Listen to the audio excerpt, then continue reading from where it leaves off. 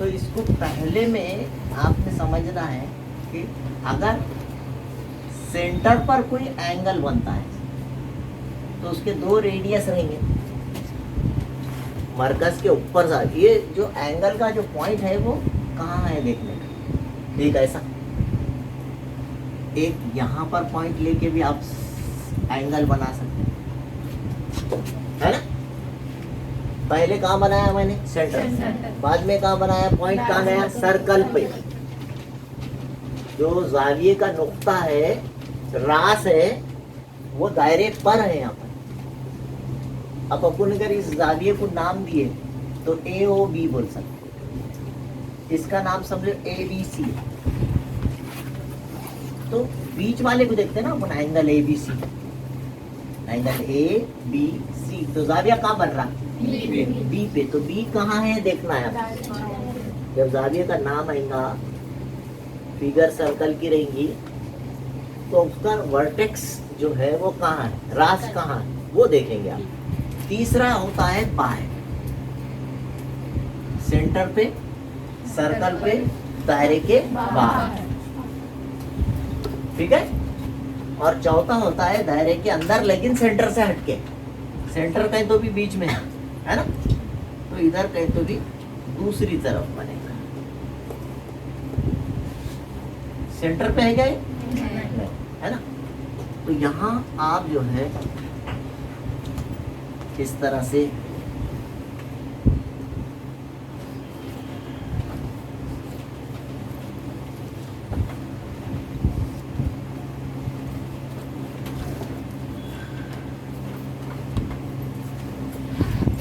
ये चार किस्म के एंगल्स के अलावा कोई पांचवा किस्म का एंगल होता ही नहीं।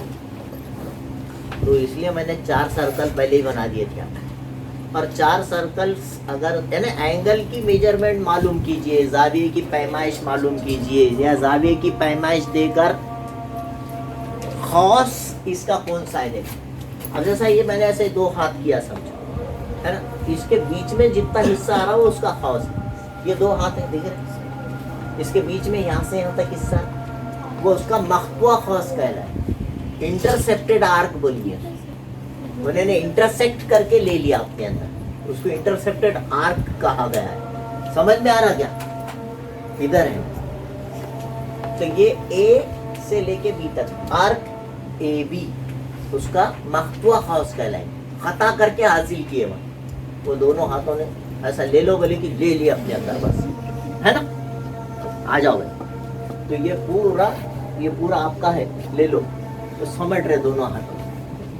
तो यहाँ से यहाँ तक जो हिस्सा है ये क्या कहलाएगा, इंटरसेप्टेड है, या उसको बोलेंगे मख्तुआ खौस, ठीक है। ये इसका मख्तुआ खौस कौन है, ए। आप चाहे तो बीच में एक आधा नाम दे के भी पढ़ सकते हैं, ए एक्स सी, अच्छा समझने के लिए, क्योंकि यहाँ पर दो आर्क होते हैं जिसका नाम ए सी हो जाता, एक इधर से भी ए सी हो सकता, तो इसलिए उसको एकदम फाइन, एकदम अच्छा। तो बीच में एक नाम ले लीजिए, ए एक्स सी इसका नाम है, इधर वाले खौस का नाम ए एक्स सी है, और इधर वाले आर्क का नाम ए बी सी है। इधर से भी एक बड़ा आर्क है ना। जब भी सर्कल के अंदर दो रेडियस या कोई दो कॉर्ड्स या एक कॉर्ड भी खींचे तो उसके जो है हिस्से हो जाते हैं। तो आप क्या बोल सकते हैं, जैसा कार्ड ए बी है, मैंने ऊपर एक्स दिया तो ए एक्स बी एक बड़ा आर्क दिख रहा है ना, हॉर्स दिख रहा है कि नहीं दिख रहा, बड़ा टुकड़ा, और नीचे वाला छोटा टुकड़ा। तो इसको जो है मेजर आर्क बोलते, इसको माइनर आर्क बोलते, समझ में आ रही बात। इसको अकबर खौस बोलते, अकबर बोले तो बड़ा, और इसको असगर बोलते, बीच छोटू, है ना, समझा, इस तरह से। तो यहाँ ये असगर खौस, ये एंगल का इसका रिलेशन रहता, वो याद रखना है, दोनों का ताल्लुक रहता हमेशा। आपको जैसी खौस की पैमाइश मालूम करो बोले कि देखना उसका एंगल कितना है, एंगल मालूम करो बोले कि उसका देखना खौस कितना है। समझ में आ रही बात?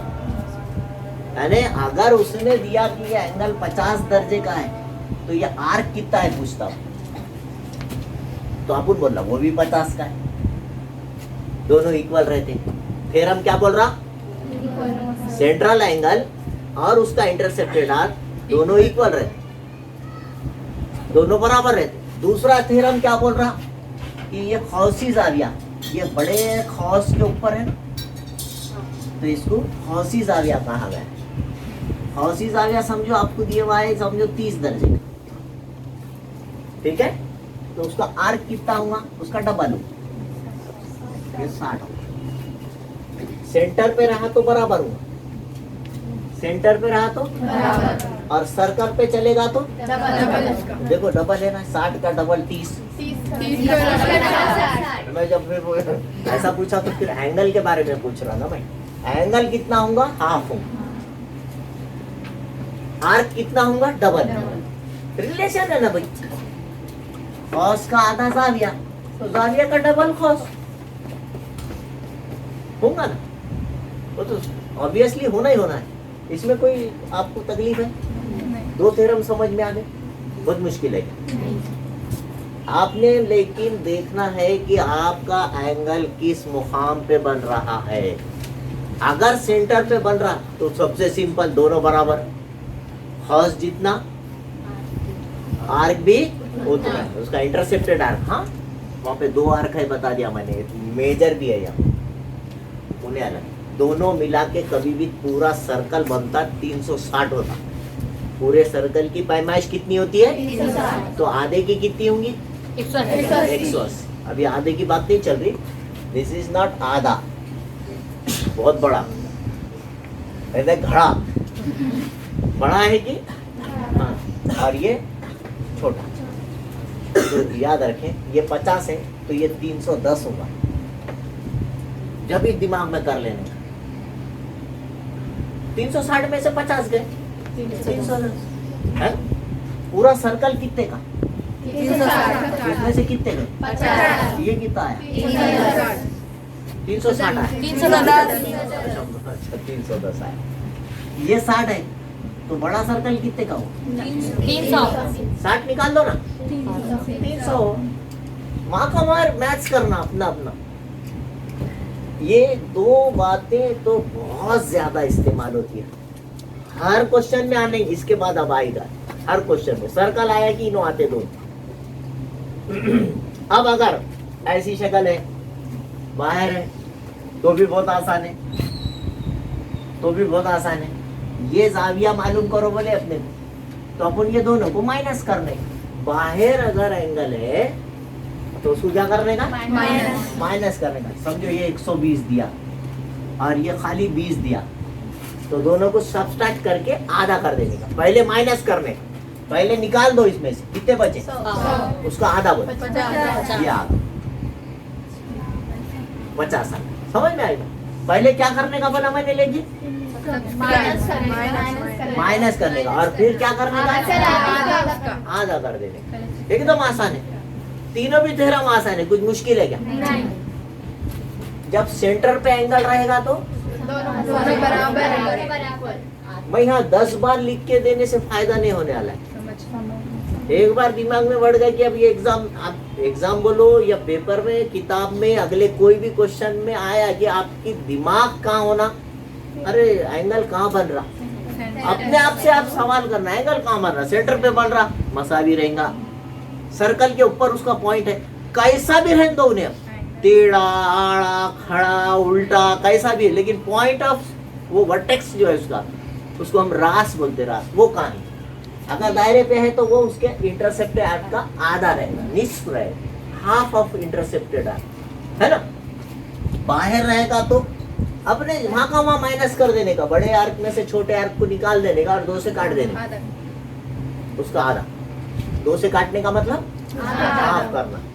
और ये जो एंगल है ये दोनों वर्टिकली अपोजिट है, इन्हें जितना रहेगा इन्हें जितना रहेंगे, ये मालूम करे तो ये मालूम करे, ये दोनों में से कुछ भी ले सकते। तो ये दो, पहला ये भी उसका इंटरसेप्टेड आर्क कहलाता है, ये भी उसका ही कहलाता, क्योंकि ये दोनों बराबर है ना, मुत्तकाबला जाविया मुतमासिल होते हैं। Vertically opposite angles are congruent, इसलिए इनका ये आर्क और ये आर्क इसी का है, ठीक है। तो यहाँ पर अपने को दिया वाला है समझो 60 और इधर दिया वाला है कुछ तो भी 20, तो दोनों को ऐड करके आधा कर दीजिए, जमा करो। यहाँ पे बाहर रहा तो क्या करना बोला, बाहर रहा तो माइनस करना है, सब्ट्रैक्ट करना है, तफरीक करना है, अंदर रहा तो ऐड करना है। 60 और 20 80 का आधा 40, ये 40 आएगा।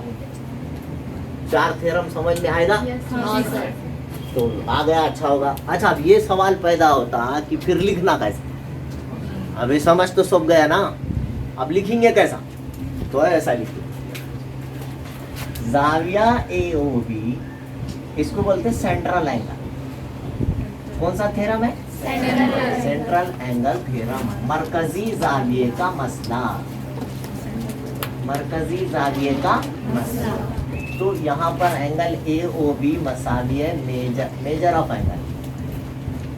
नहीं भी लिखे तो चलता, लेकिन लिखे तो अच्छी बात। मेजर ऑफ एंगल AOB यानी जाविया AOB और दोनों आर्क AB दोनों बराबर है। आर्क उर्दू में क्या लिखेंगे? औस। दोनों कैसे है बेटे? AO और AB दोनों बराबर, कितने कितने के?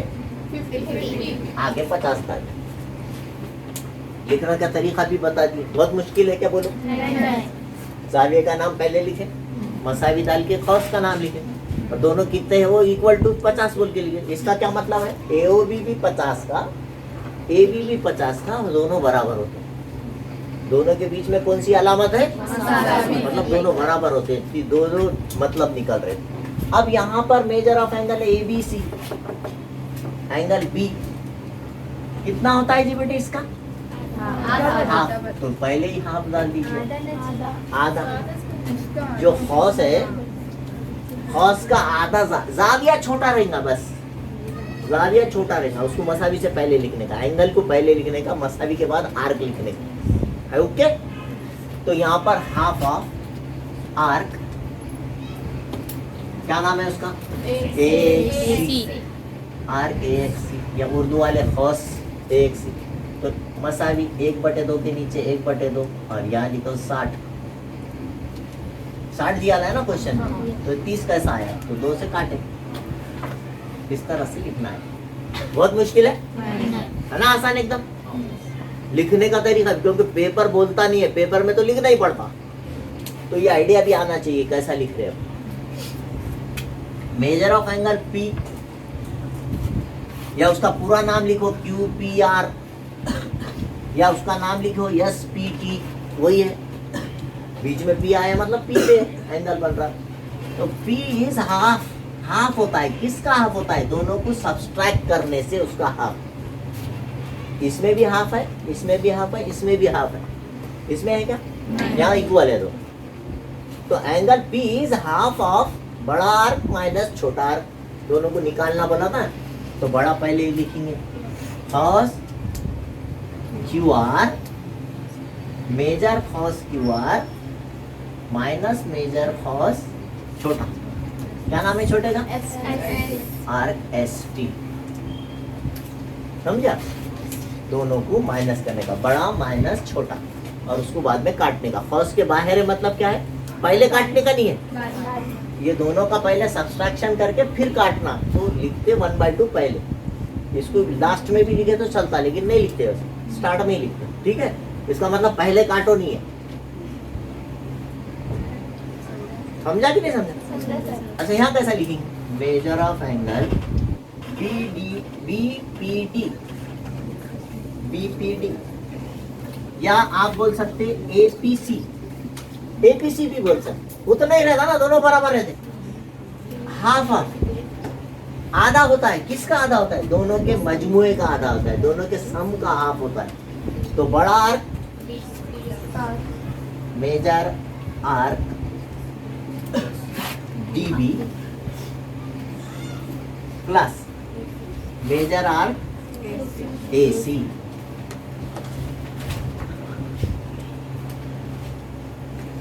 छोटा कॉस 1 बड़ा कॉस 1। ओके, चार थ्योरम थोड़ा थोड़ा समझे क्या आप?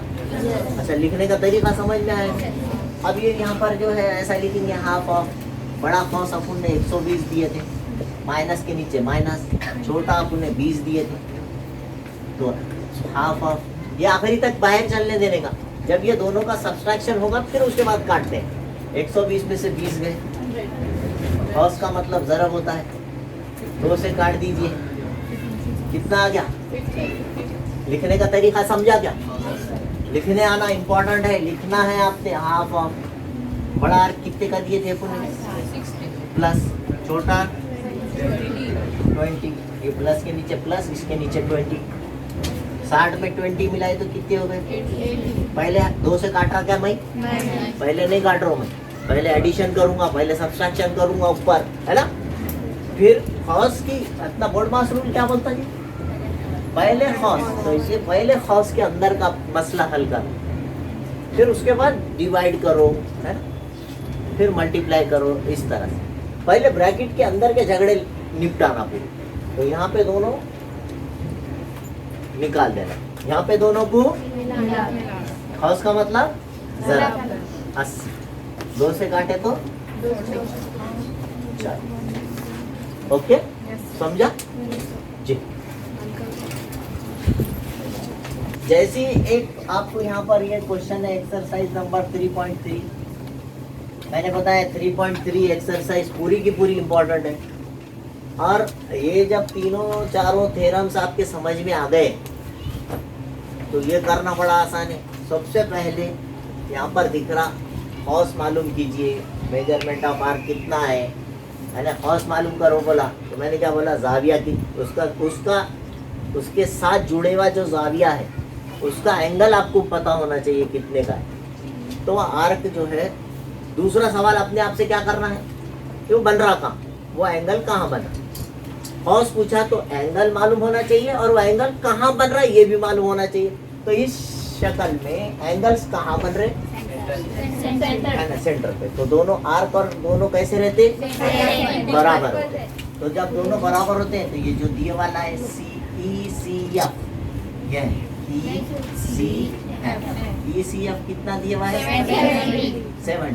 तो जाहिर बात है ये 70 दिया तो ये आर्क कितना होगा बेटा? साथ ही साथ लिख लेने का, ऐसा साथ ही साथ लिख लेने का, वो भी 70 होगा। अच्छा, दूसरी बात, एक कॉस दिया DGF, देखो पहला DGF, ये पूरा कितना है बेटा? 200। ये पूरा 200, और ये कितना? टोटल कितना होगा? 200। तो फिर ये बाकी कितना बचा, किसमें से निकालते? इसमें से निकालना बताया मैंने। पूरा सर्कल कितने का रहता? तो ये दोनों को आइडिया से उन्होंने दे दिया यहाँ, इससे रिलेटेड एंगल नहीं पूछा, लेकिन ये 200 क्यों दिया? ये 200 और ये 70 टोटल हो गए 270। तो बाकी कितना बचा? ये हो गया 90, है ना? तो फिर ये एंगल कितना हुआ? खैर एंगल तो नहीं पूछा उसने। DE, आर्क DE कितना हुआ? आगा पहले का आंसर। अच्छा, DEF, यहाँ से यहाँ तक जोड़ो बोल रहा हूँ। DEF, ये 90 और ये 70 मिला के बोलो 160। समझा? इस तरह से क्वेश्चन कंप्लीट होगा। अब लिखना कैसा? तो ऐसे लिखना, ठीक है? देखेंगे कैसा है। देखो पहले ये एंगल लिखे अपन ने, तो जाविया ECF, measure of angle ECF is equal to major arc EF, कितना? आपका खुद दिल बोल रहा तो कॉस में लिखो मरकजी जाविये के मसले की बिना पर, by the central angle theorem. अच्छा, ये आ गया। इसके बाद ये दिए हुआ है ना, तो ये और ये जोड़ के हम पूरा मालूम करें DGE तक 270 है ना। उसका इस्तेमाल है ना, 270 माइनस करना है तो वो पहले से निकाल लेना। मेजर आर्क DGE इस्तेमाल है बोल के निकाल ले रहे, उसको माइनस करना है ना बाद में। 360 में से 270 निकाले ना आपने, ये पूरा ये मालूम करने के लिए इसकी यूज। तो इतना लिख लेने में क्या जा रहा है? अपना फायदा है। D G is equal to how much? D G F measure arc D G F plus E F measure arc E F. D G F कितना है जी पूरा, और ये ई एफ कितना था, तो ये टोटल कितना होगा? अब ये 270 को कै में से निकाले आपके, तो क्या मालूम हो आपको? मेजर आर्क डी, आर्क बोले तो खौस, इंग्लिश वाले आर्क लिखेंगे, उर्दू वाले 360 माइनस 270 का नाम लिखना था। कौन है? Measure arc D G F है, D G E, D G E तक ये measure arc D G E निकाले अपन ने, किसमें से निकाले? 360 में से कितने निकाले? तो कितना बचा? 9। और फिर आखिरी में ये दोनों को जोड़े, ये क्या पूछा? डी ई एफ पूछा। डी ई एफ कहाँ लिखो? अब यहाँ थोड़ी जगह दिख रही, यहाँ लिख देते। लास्ट हिस्सा यहाँ लिख रहा हूँ, measure arc D E F is equal to, उसमें दो लोग हैं, डी प्लस ई एफ है ना, कॉस डी प्लस जगह नहीं होने से थोड़ा सा कॉस ई एफ, मेजर बोल के लिखो, मेजर कॉस। और ये कितना है भाई? ये नंबर, और ये 7, तो दोनों मिला के 107। ये आगा मेजर कॉस डी एफ, यहाँ लिख दिया तो ठीक है। इस तरह से कुछ मुश्किल था क्या? चल, यहाँ पर इसने क्या दिया कि मुसल्लस Q R S equilateral triangle है ना।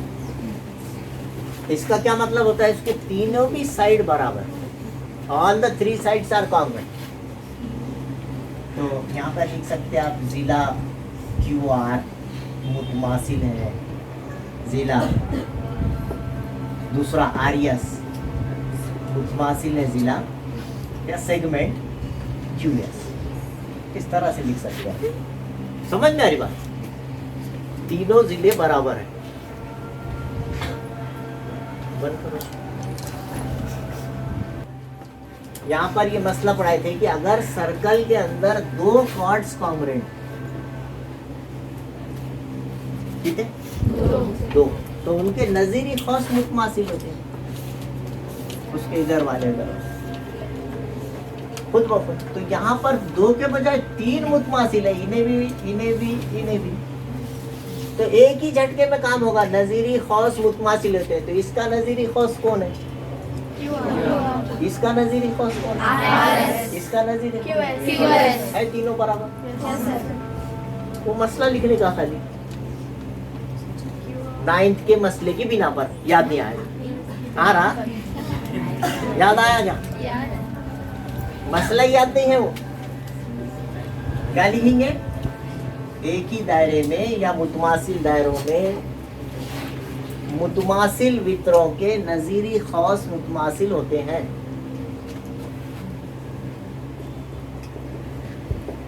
समझ में आया?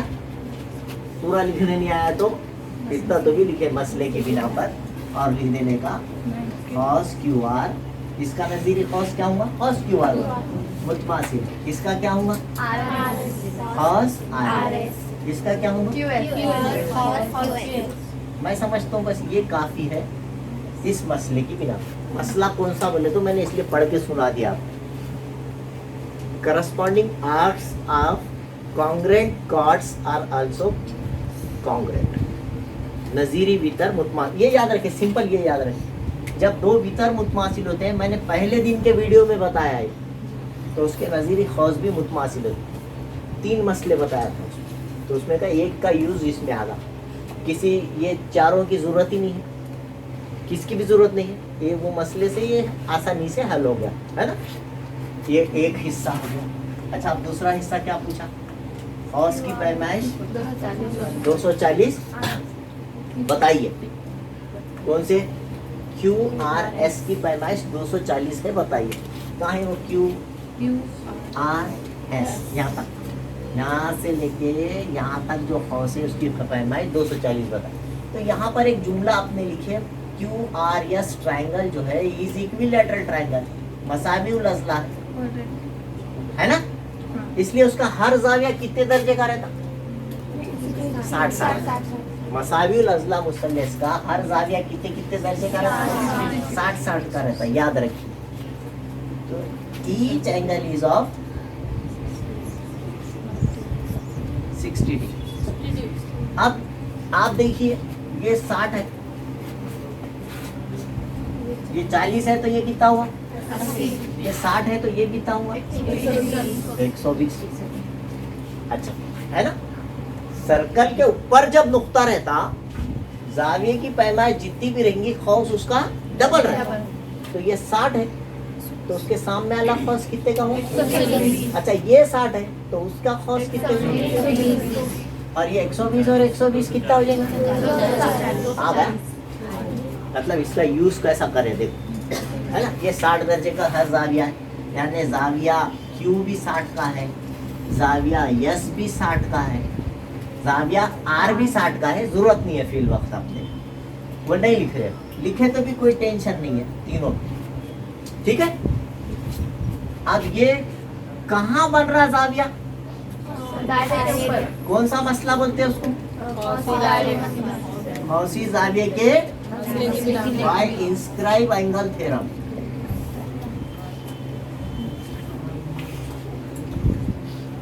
कैसा लिखना बताया मैंने, जाविये का नाम मसावी से पहले, जाविया यस शॉर्ट में लिख रहा, मैं पूरा लिखना चाहिए आर एस क्यू या क्यू एस आर।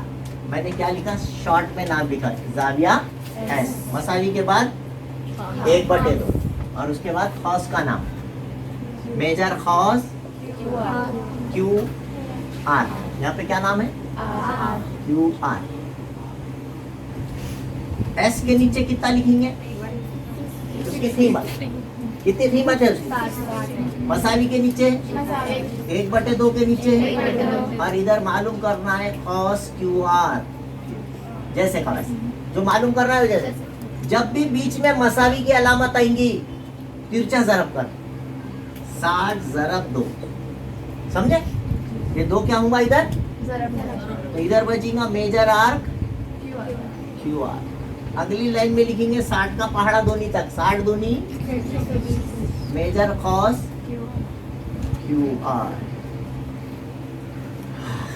ये आगा 120। लिखने का तरीका समझा था। अच्छा उसी तरह पूरा पूरा सेम है, कॉस आर एस कितना होगा, तो वहां पे सिर्फ उसी तरह बोल के लिख देने का, मेजर कॉस R S, measure arc R S, उन्हें भी कितने का होगा 120, है ना। अब दोनों की जमा करें तो कितना हो जाएगा,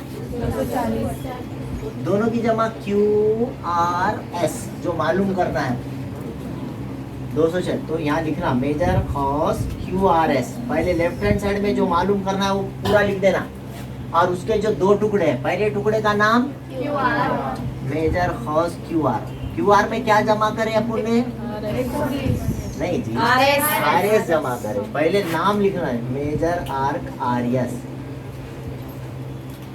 तो ये 120 आया ना, ये क्यू आर 120 और आर एस भी कितना है 120, तो इसलिए अगली लाइन में लिख देंगे 240। आगे साबित होगा। थोड़ा सा समझ के प्रैक्टिस करो घर पे। पर सबसे पहले जो बेसिक शुरू है क्या, यस सर। यहाँ पर अपन क्या करेंगे कि 2 वितर अगर किसी के मुतमासिल होते हैं तो उसके खौज भी मुतमासिल होते हैं, उसका इस्तेमाल छोटा सा हिस्सा है, बहुत छोटा हिस्सा।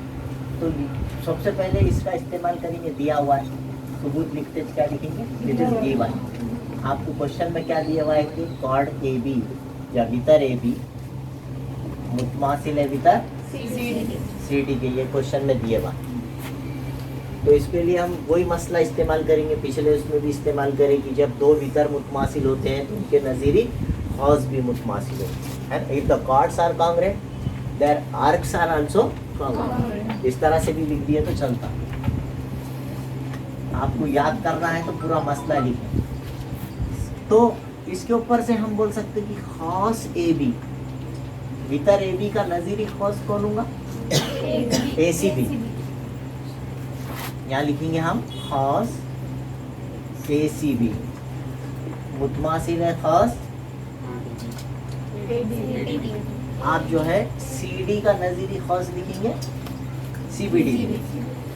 सी बी उसी साइड से चले, ए बी के नीचे वाला खास ले रहे तो सी डी के भी नीचे वाला ही खास लेंगे।